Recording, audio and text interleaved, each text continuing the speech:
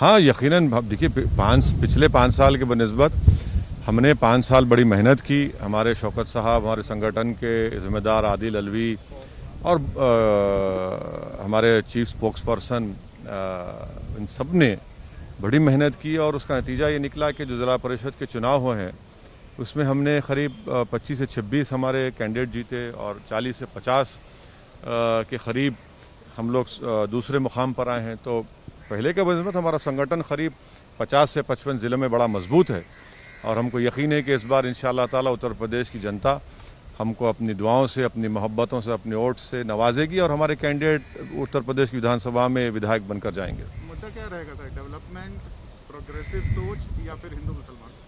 अब देखिए, ये हिंदू मुसलमान की बात तो बीजेपी करती है, इनके लिए तो ये बता ही नहीं सकते ना डेवलपमेंट, क्योंकि कोरोना के सेकेंड वेव में पूरे देश में और ख़ास तौर से उत्तर प्रदेश में तो बीजेपी कहीं नज़र नहीं आई। और मैं फिर से कह रहा हूं कि सेकेंड वेव में 3 से 4 लाख लोगों की मौत उत्तर प्रदेश में हुई है। तो गवर्नेंस में नाकाम साबित हुए, महिलाओं के को सुरक्षा प्रोवाइड करने में नाकाम साबित हुए। हिंदू मुस्लिम की बुनियाद पर ही तो कानून बनाए जा रहे हैं कि कोई मज़हब तब्दील नहीं करेगा, कोई शादी करना है तो पूछना पड़ेगा, कोई खाना खाएगा तो पूछना पड़ेगा। तो ये तो बीजेपी कर रही है। अभी से ही योगी आदित्यनाथ पब्लिक रैली में और मंच पर ये बोलने लग गए हैं कि जो हमने वादे किए थे कि रामलला आएंगे, मंदिर वहीं बनाएंगे, और अब्बा जान और मुसलमानों पर टिक्का टिप्पणी करने लग गए हैं। क्या योगी आदित्यनाथ को ये बताना चाहिए कि उत्तर प्रदेश में मुसलमानों का जो लिटरेसी रेट 58% क्यों है, महिलाओं में सबसे कम मुस्लिम महिलाओं का क्यों है, ग्रेजुएट्स में 2% क्यों है, ड्रॉप आउट रेट में 5th क्लास से 12th क्लास तक 55% क्यों है। उन्होंने क्या किया एजुकेशन के मामले में बताइए। आए दिन दलित शेड्यूल कास्ट पर उन पर जुल्म होते रहता है, महिलाओं का रेप होता है।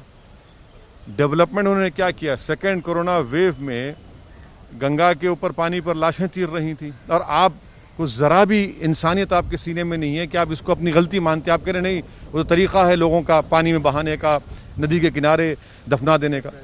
लेकिन क्या आपको लगता है कि जिस तरीके से अभी से ध्रुवीकरण करने की कोशिश की जा रही है उसमें चुनावी मुद्दे देखिए इसमें आपको और हमको ताज्जुब होने की जरूरत नहीं, बीजेपी तो करती है और करती रहेगी ना। बीजेपी नहीं चाहती कि उनके गवर्नेंस के फेलियर्स की बात हो, बीजेपी नहीं चाहती कि उत्तर प्रदेश के मुसलमानों पर जो उन्होंने तकालीफ उनको दी, उन पर जो जुल्म किया और फिर दलित परिवार जो पीड़ित परिवार परेशान है उसके ऊपर बात हो, महिलाओं की। और उत्तर प्रदेश में जो अनएम्प्लॉयमेंट पोर्टल है, 33 लाख लोग अनएम्प्लॉयड है, बताइए कितनों को नौकरी दी आपने। आपके गवर्नमेंट पोर्टल पर 33 लाख अनएम्प्लॉयमेंट के नाम रजिस्टर हुए, इस पर कोई बात नहीं करना चाह रही। राजभर कहते हैं ओबीसी चेहरा दो, आप कहते हैं मुसलमान चेहरा दो डिप्यूटी के लिए। क्या आप लोग देखिए, हम MIM की पूरी पॉलिटिकल जो स्ट्रगल रही है और इंशाल्लाह रहेगी, वो हिस्सेदारी की लड़ाई है। हम सिर्फ वोट डालने की मशीन नहीं है, अब हम वोट अपने कैंडिडेट को भी डालेंगे और ना सिर्फ उत्तर प्रदेश बल्कि भारत की सियासत में हम अपना हिस्से को हासिल करना चाहते हैं। हिस्सेदारी की हमारी लड़ाई है। तो आप हिस्सेदारी किसके साथ लेंगे, राजभर के साथ, समाजवादी पार्टी के साथ, बीजेपी के साथ? देखिए, बीजेपी के साथ तो जाने का सवाल ही पैदा नहीं होता, समंदर के दो किनारे एक नहीं हो सकते। अब ये दूसरी पार्टियों पर ये उनको सोचना है वो क्या करेंगे।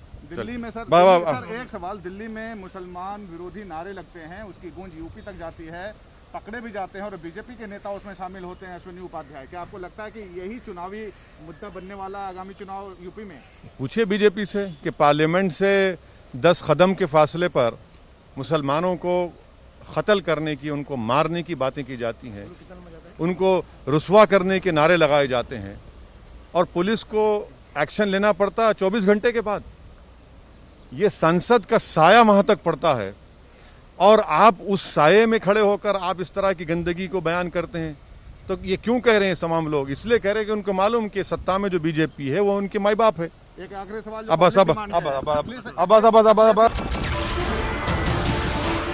नमस्कार, मैं हूं मानक गुप्ता। अगर आपको हमारा ये वीडियो पसंद आया हो तो इसे लाइक और शेयर जरूर करें और हाँ, हमें सब्सक्राइब और फॉलो करना ना भूलें ताकि आप देश और दुनिया की कोई खबर मिस ना करें। तो जुड़े रहिए हमारे साथ और देखते रहिए न्यूज़ 24।